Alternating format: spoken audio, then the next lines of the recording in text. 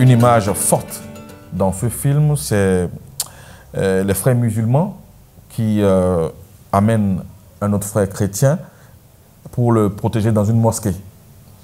Et aussi la prière du chrétien sur le champ du muezzin. Pour moi, c'est une image forte parce que pour un monde meilleur, j'ai toujours pensé que la cohabitation pacifique est vraiment un atout inestimable pour la paix. Alors, qu'avez-vous pour moi? J'espère pour vous que ça vaut l'attente. Allons donc à l'essentiel. C'est énorme ce que nous avons là. C'est ce que je pense aussi. Et qu'est-ce qu'on va devenir? Ça serait la catastrophe. Est-ce que vous mesurez la gravité de la situation? Qu'est-ce qu'on fait, patron? Nous voyons tout sur votre passage. J'ai donc décidé d'envoyer M. Alain Deschamps régler définitivement le problème. La concurrence ne nous laisse pas le choix. Je ne fléchirai pas devant lui. Tu dois faire très attention avec ce que tu as sous la main. Je dois finir ce qui a commencé. On s'équipe, on a une mission.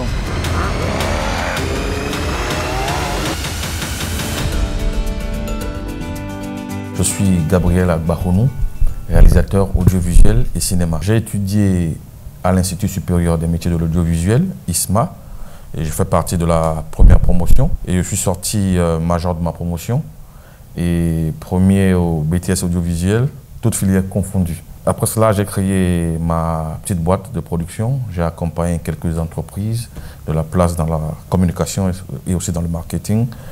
Et aussi écrit et produit quelques courts-métrages, notamment Nouvelle Chance, Remember the Time de Zulkifli Lavani, qui ont été diffusés sur des chaînes comme TV5 Monde. J'ai aussi été second assistant réalisateur de Sylvestre Amoussou, qui a fait L'Orage africain, qui a eu le prix des talents d'argent au FESPACO. Après cela, j'ai réalisé un court-métrage, Une année de chiffres, sur l'espionnage. Voilà un peu le parcours. Nous, hommes des médias, devenons très inquiets. Mais que peuvent seuls 3 hommes face à une telle manigance? Peut-être qu'à 5, nous pourrions y arriver. Je me doutais bien que vous étiez derrière cette machination diabolique. Ce qui vient de se passer ce soir est inacceptable. Cette évasion alourdit les charges contre M. Isaac Ouetto et ses complices. Nous avons affaire à des dangereux criminels. Je n'avais pas fait de long métrage avant, donc j'ai eu un court métrage à mon actif et on avait envie de révolutionner le métier parce que le cinéma béninois était absent sur l'échiquier international. Donc c'est ce qui a motivé en fait ce projet Injustice. Injustice est un projet ambitieux et un défi que nous avons choisi de relever. Nous avons travaillé avec une équipe jeune, de jeunes talents aussi passionnés que dévoués. Et cette aventure nous a conduit dans 3 pays différents, notamment le Bénin majoritairement, la France et le Togo. Alors comme dans tout projet, on ne peut deviner ou imaginer le succès ou l'échec. Le plus important, c'est d'essayer. Et nous avons fait le vœu d'aller jusqu'au bout. C'est ce qui nous a conduit aujourd'hui à ce que vous voyez comme produit. C'est des terroristes. Les aéroports, les frontières, les gares routières sont surveillées. Faites un pas de plus et je tire.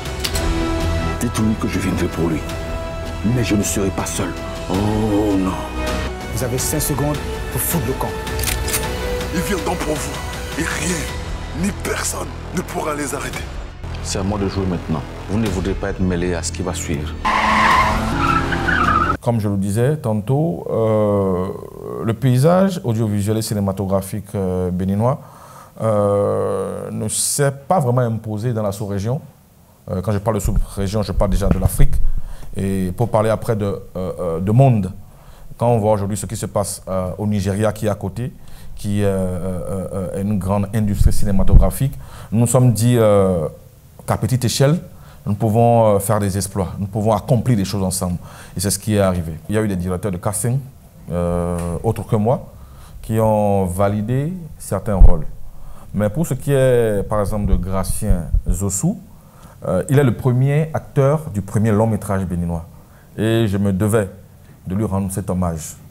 En ce qui concerne Akala Akambi, en écrivant le rôle du maire dans Injustice, je voyais déjà ce personnage-là pour ce rôle. Et je suis assez, je crois, convaincant quand je m'obstine à avoir l'avis favorable de certaines personnes. Déjà, au niveau des répétitions, Et c'était pour moi l'occasion de cerner le profil psychologique de certains acteurs.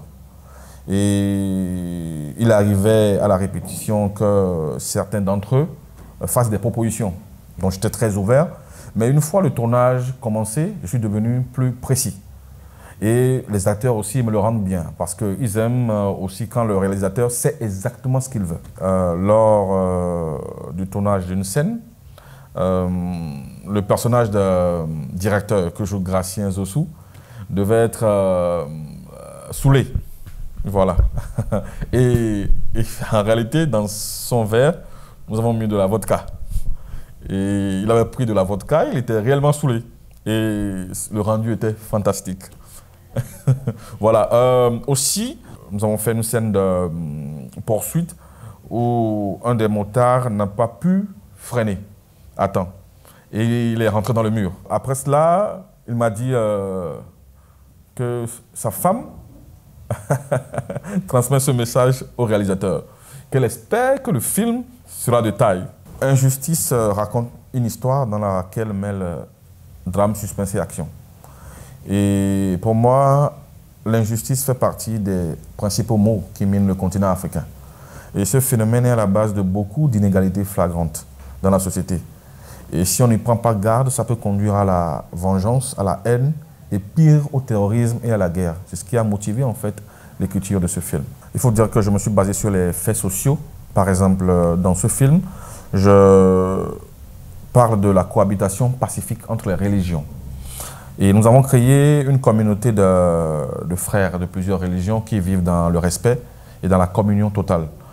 Et cela prend tout son sens actuellement où les différences entre les religions sont exploitées à des fins extrémistes, parfois encourageant le terrorisme.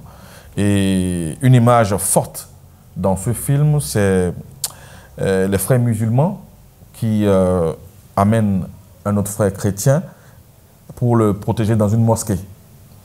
Et aussi la prière du chrétien sur le champ du muezzin. Pour moi, c'est une image forte parce que pour un monde meilleur, j'ai toujours pensé que la cohabitation pacifique est vraiment un atout inestimable pour la paix. Mais ce sera un bain de sang. C'est le prix à payer pour une justice équitable. Oh Allah, qu'est-ce que tu attends de nous? Pour réaliser tout film, je crois qu'il faut un budget. Et hormis le budget, il faut de la volonté et dans ce cas précis, il faut de l'abnégation. Parce que ce n'est que comme ça qu'on peut arriver à faire les choses dans un environnement où le cinéma n'est pas financé. Et le projet Injustice a été majoritairement financé par Gabriel Agbaronou et c'est marqué dans le générique. Nous avons eu des coproducteurs qui nous ont accompagnés. Donc c'est un sacrifice que nous avons accepté de faire et aujourd'hui c'est un honneur pour nous de voir les fruits mûrir petit à petit. Je pense que le cinéma béninois a de beaux jours devant lui et dire le contraire serait de trahir tous les efforts que nous faisons jusque-là. Et je pense que réellement il y a du talent au Bénin et si on arrive à créer un écosystème favorable au développement du 7e art, le cinéma béninois va émerger. Je pense qu'il y a de l'espoir pour ces jeunes étudiants qui ont réellement de la volonté et qui veulent changer les choses. Parce qu'il s'agit de ça. Parce que aller vers un métier, parce que ça nous plaît bien, parce qu'on a vu X ou Y le faire, est différent d'avoir une vocation. Nous avons en ce moment des projets en développement, notamment des films long métrages, des projets de séries et aussi de documentaires fiction. Nous sommes ouverts à tout type de coproduction parce que pour nous, construire une industrie, c'est ensemble qu'on le fera.